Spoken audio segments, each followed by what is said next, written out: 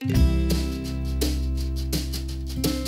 Food Tech Residency is a 3-month program where we bring exciting food tech and ag tech entrepreneurs to learn the challenges that we and other food manufacturers face and help build solutions together. These 2 particular companies were chosen because they have a product and a technology that's very relevant to the core operations of the business. We believed as Chobani that we could add the most value to these companies to really make it a strong symbiotic relationship.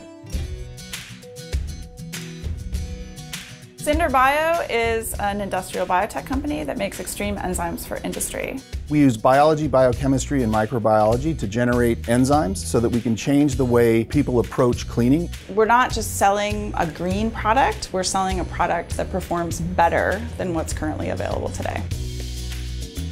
At Skyvan Technologies, we've developed a technology that captures high temperature heat from the sun, concentrates that energy, and then injects that heat into industrial boilers to reduce fuel consumption. The experience at the Chobani Food Tech Residency has far exceeded my expectations. Each week we come home and been like, wow, this is amazing.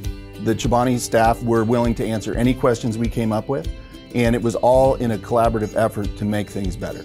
They have big hearts, big brains, and they do what they do with passion. We like to be fast and dynamic and go to market with great products and change the game.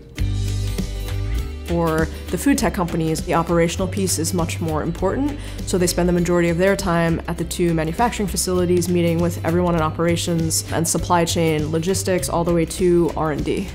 Here in South Ed, you could easily utilize the heat off of thousands of these panels.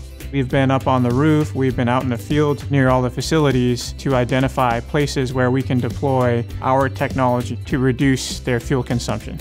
We'll be able to test our enzymes on different equipment and collect a lot of data so that we can show that our enzymes really make a difference in cleaning. I think the measure of success is their success.